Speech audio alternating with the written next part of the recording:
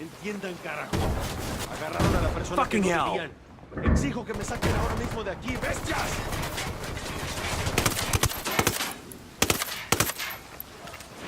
Frag out. My mierda, culeros.